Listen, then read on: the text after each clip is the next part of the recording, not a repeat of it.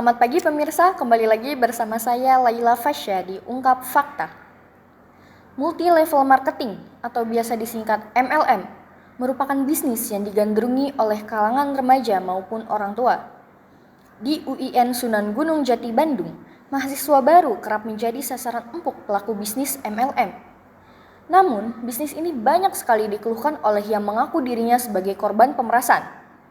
Hal ini menimbulkan pertanyaan, apakah MLM merupakan bisnis yang sesungguhnya atau hanya pemerasan berkedok bisnis? Simak selengkapnya di Ungkap Fakta Pemerasan Berkedok MLM. Pernah mendengar tawaran bisnis yang menggiurkan? Hati-hati, bisa saja itu jebakan. Terutama jika tawaran itu menjanjikan kesuksesan instan. Banyak kasus penipuan yang mengatasnamakan perusahaan legal. Biasanya, pelaku merupakan member dari perusahaan legal. Kemudian menyalahgunakan kelegalan perusahaan untuk melancarkan modusnya. Modus operasi mulai dari iming-iming keuntungan cepat, perekrutan member baru dengan komisi besar, hingga penjualan produk dengan harga tidak wajar. Pelaku memanfaatkan mahasiswa baru yang membutuhkan uang untuk direkrut ke dalam bisnis dengan janji penghasilan besar. Awalnya, pelaku hanya mengincar satu korban yang dianggap mudah dipengaruhi. Setelah berhasil, korban pertama didorong untuk mengajak teman-temannya bergabung dengan iming-iming keuntungan. Modus ini menjadi rantai yang memaksa korban terus merekrut orang lain demi memenuhi target yang ditentukan pelaku. Pemirsa, setelah kami menelusuri informasi terkait kasus ini, tim investigasi kami berhasil menemui beberapa korban yang bersedia untuk berbagi pengalaman mereka. Mari kita simak terus penuturan mereka untuk mengetahui lebih jauh bagaimana cara kerja jaringan ini dan bagaimana mereka bisa menjadi korban. Kebanyakan korban tidak mengetahui bisnis tersebut, sehingga mereka tidak tahu apakah bisnis tersebut legal atau ilegal. Meskipun mereka awalnya tidak berniat mengikuti MLM tersebut, tetapi saat mendengar bahwa mereka bisa mendapatkan uang jutaan dalam beberapa minggu, membuat mereka tergiur dengan bisnis tersebut. Aku tuh lagi kelas ya, tiba-tiba diajak Gin, izin dulu lah sekarang mah. Oh, jadi sama teman kelas? Iya, aku sama teman kelas cewek juga. Nah, dia tuh langsung nemuin aku sama yang punya bisnis itu kan. Terus nawarin kayak gitu, ikutan bisnis PT apa ya, aku lupa ini. Terus dia liatin video, ini banyak yang berhasil kayak gitu intinya. Yang udah cutting MLM nih, masuk grup, di chat satu-satu dengan sini join ya, diajak ngopi lah, iming-imingnya gimana gitu. Ayo ngopi, gini, dibawa ke mana itu teh. Ada teman satu orang dibawa ke base camp. Di mana waktu itu saya diajak sama salah satu teman saya, katanya butuh uang nggak buat nambah-nambah, ini kerjanya nggak ribet kok, itu gampang, nggak usah pakai modal, tapi bisa untung sebulan tuh sampai 10 juta. Sejumlah korban mengungkapkan bahwa mereka dibujuk dengan berbagai cara, mulai dari cara halus hingga paksaan untuk bergabung dengan bisnis MLM. Beberapa bahkan dilaporkan diikuti hingga ke rumah atau tempat tinggal mereka. Namun, ada juga korban yang menolak karena menyadari bisnis tersebut tidak menawarkan prospek yang menjanjikan. Salah seorang korban mengaku terlibat dalam bisnis ini saat masih duduk di bangku SMA. Tidak memiliki uang untuk biaya keanggotaan, korban terpaksa meminjam uang kepada pelaku sesuai saran yang diberikan pelaku sendiri. Yang ngajak tuh emang bermobil, terus gaya pokoknya ya, head on gitu. Oh, jadi aku tuh kayak terkesima, kayak terhipnotis gitu. Awalnya oke lah, saya tergiur karena nggak mengeluarkan modal sama sekali, bilangnya 0 rupiah. Si mas-masnya yang nawarin bisnis itu liatin video nih yang udah berhasil. Kamu kalau misalkan ikutan ini, kamu bakal punya aset banyak kayak mobil, terus punya rumah kayak gitu. Dia tuh kayak biar aku tuh mau gitu ya. Dia tuh menjanjikan nanti kalau misalnya kamu kayak closing gitu dapat orang, kamu bakal dapat dari aku dan kamu dapat dari dianya juga. Sekitar berapa kalau dapat dari dia? Kayak sekitar 1,5 juta gitu. Terus selain itu dia tuh kayak nanti kamu bakal dapat mobil dari bos katanya, atau dapat hadiah diskon apa atau bonus apa gitu. Dijanjiin aset kayak gitu. Gak ngeluarin modal, cuman kerja di HP doang, jualin produk gini-gini, freelance, untung gede, sebulan dapat 1 juta sampai 3 juta. Mereka tuh mengiming-imingi MLM-nya nggak sama kayak MLM lain ya. Jadi kayak misalnya dari atas ke bawah tuh sama rata katanya. Padahal fakta di lapangannya tuh nggak seperti itu. Di chat sama upline atasannya teh, ayo join kan? Kapan lagi nih? Ada bisnis kayak gini, untungnya gede. Sampai diteleponan berapa 5 kali gitu. Dari mana, Bro? Itu ngasih uang tadi. Wah, ngasih ke guanya enggak? Mana ngasih berapa? 1 juta, 2 juta? Oh, enggak. Uang dia soalnya. Coba tolong ambil ATM. Uang dia? Iya. Kenapa enggak di Apa? pakai aja? Baik pemirsa, setelah mendengar kesaksian dari beberapa korban, tim kami memutuskan untuk membuktikan dengan cara mengunjungi markas yang diduga menjadi tempat praktik pemerasan. Ungkap fakta akan dilanjutkan usai jeda berikut ini. Tapi sebelumnya nanti handphonenya disimpan dulu ya. Kalau ada yang perlu dicat dulu sekarang sob. Jual dulu motor, nah nanti juga balik modal 1 bulan. Ngomongnya ke orang tua mah bilangnya dipinjam sama teman atau rusak di bengkel gimana dengan tak sampai disuruh pinjol.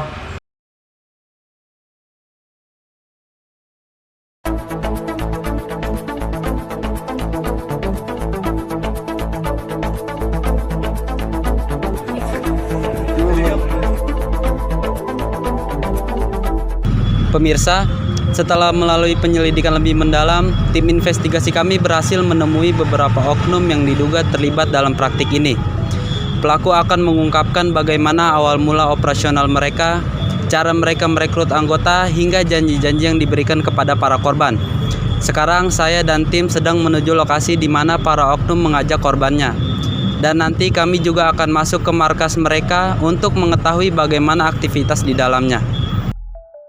Saat tim kami akan memasuki tempat di mana mereka mengajak para korbannya, kami diminta untuk mematikan alat komunikasi kami. Ingin menjelaskan bisnis ini kepada kakak-kakak semua, gimana? Mau nggak? Mau. Tapi sebelumnya nanti handphonenya disimpan dulu ya. Kalau ada yang perlu dicat dulu sekarang sob. Para pelaku memancing kami dengan menceritakan pencapaian anggota sebelumnya yang berhasil mendapatkan sebuah mobil dan mendapatkan uang 5 juta per hari dari MLM tersebut.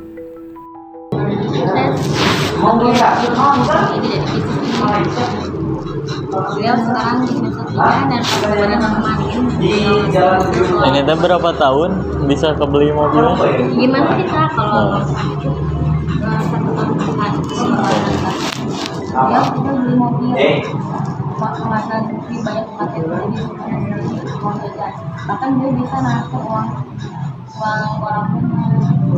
Para pelaku menyebutkan bahwa hanya dengan membayar 3,1 juta kami cukup mengajak 2 orang untuk ikut ke dalam bisnis ini.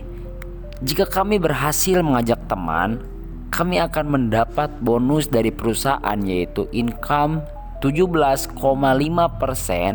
per paket atau sekitar Rp481.000. Para pelaku tersebut menjelaskan kepada tim kami dengan jelas dan lugas.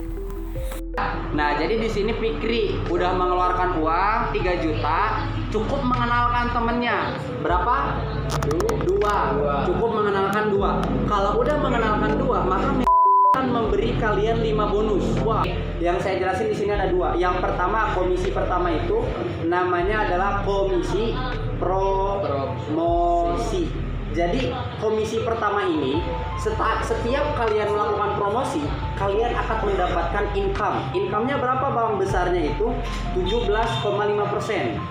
17,5%. Nah, jadi si A Pikri, A ini check out, Pikri dapat income 17,5% dari si 3 juta. Berapa? 481.000. Berarti si Pikri dapat 481.000. Kapan dibayar? Besok langsung masuk rekening. Para pelaku yang awalnya menjelaskan bagaimana sebuah produk terjual, tiba-tiba berubah pembahasan menjadi bisnis yang tidak masuk akal karena cukup mengajak 2 orang untuk mendapatkan bonus atau penghasilan. Teman-teman, sistem belanja itu menukarkan uang menjadi produk.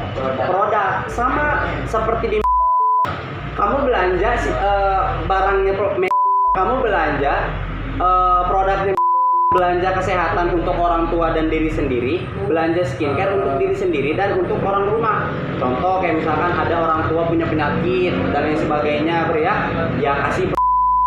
Kalau kita lagi butuh skincare atau enggak kosmetik, ya kita pakai kosmetiknya, tapi bukan kosmetik lip tint atau enggak lah ya, mencuci muka doang atau enggak sunscreen dan lain sebagainya. Nah, cukup mengenalkan. Jadi ente tugasnya di sini cukup D4 teman-teman.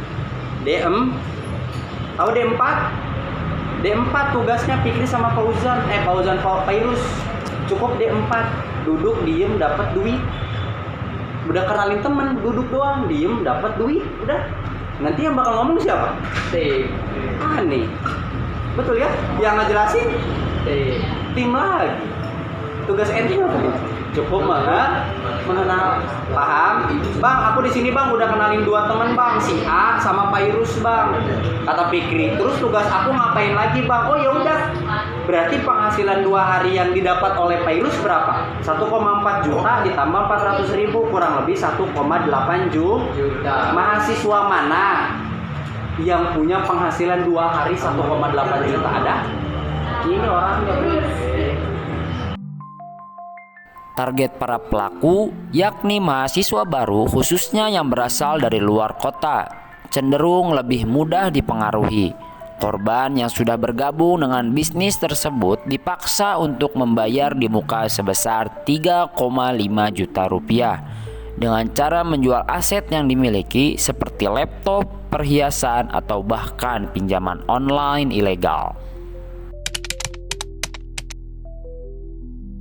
Nah setelah itu, ya udah kamu jual aja laptopnya, cuma buat modal gitu. Habis itu aku tuh kayak kehipnotis ya. Nah aku mikir iya coba deh, kalau bisa ngejual laptop, aku bisa dapat lebih dari harga laptop gitu. Pas datang ke sana, nah sok kalau mau jual dulu ini punya motor kan, jual dulu motor, nah nanti juga balik modal 1 bulan. Ngomongnya ke orang tua mah bilangnya dipinjam sama teman atau rusak di bengkel gimana, dengan tak sampai disuruh pinjol. Kamu punya laptop gak?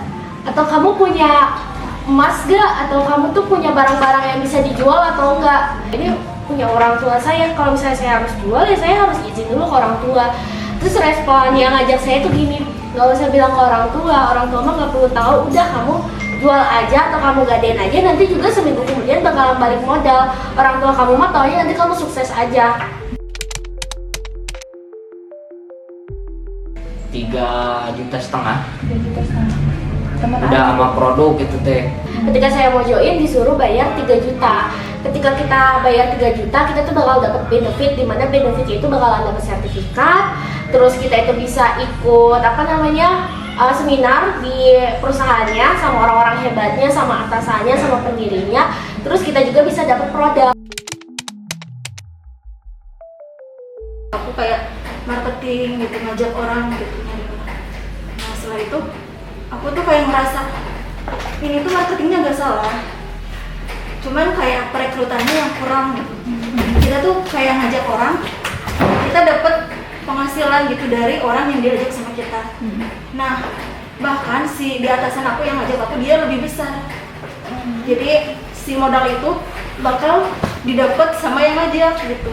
Bisnisnya tuh kayak gimana ya? Bisnisnya dari orang ke orang, ngerekrut orang kayak gitu. Kadang tuh setiap minggu atau setiap beberapa bulan sekali ada perkumpulan. Nah, setiap perkumpulan itu pasti ada salah satu orang yang bawa orang lagi. Nah, disitu kita tuh suruh pura-pura bilang kalau kita tuh udah dapat ini supaya apa? Supaya orang lain tuh tertarik dengan bisnis kita. Gitu. Jadi caranya bermain retorika ya bahasanya, jadi kayak menarik perhatian, bikin apa sih namanya, persuasif lah, secara persuasif. Setelah semakin lama saya bergabung, makin janggal kalau misalnya kita nggak bisa ngerekrut orang tuh kayak ditekan gitu, kenapa kok nggak bisa ngambil orang gitu, kendalanya apa.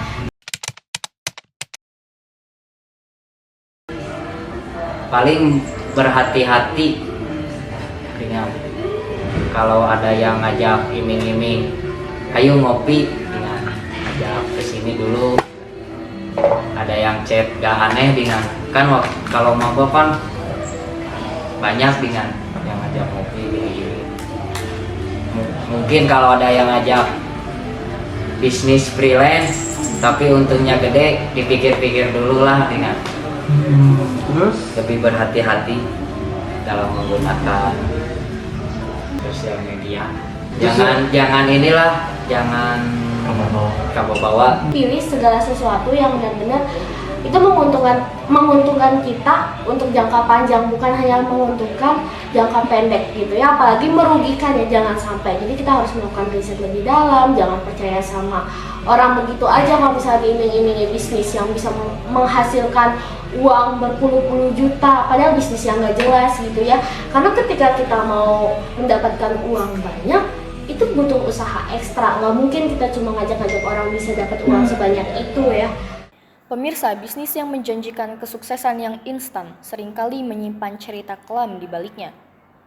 Sistem kerja MLM ini dengan cara mempertemukan antara member dan lebih mengutamakan perekrutan member daripada penjualan produk. Para member ini akan berperan sebagai konsumen, pemasar, dan juga distributor. Modus ini sering merugikan, bahkan melanggar hukum. Bisnis ini bisa menjadi peluang atau juga jebakan. Untuk menghindarinya, kenali ciri-ciri MLM, hindari investasi bernilai besar, dan pahami aturan hukum. Tetaplah waspada dan kritis dalam setiap langkah. Saya Laila Fasya dan Ungkap Fakta. Terima kasih dan sampai jumpa.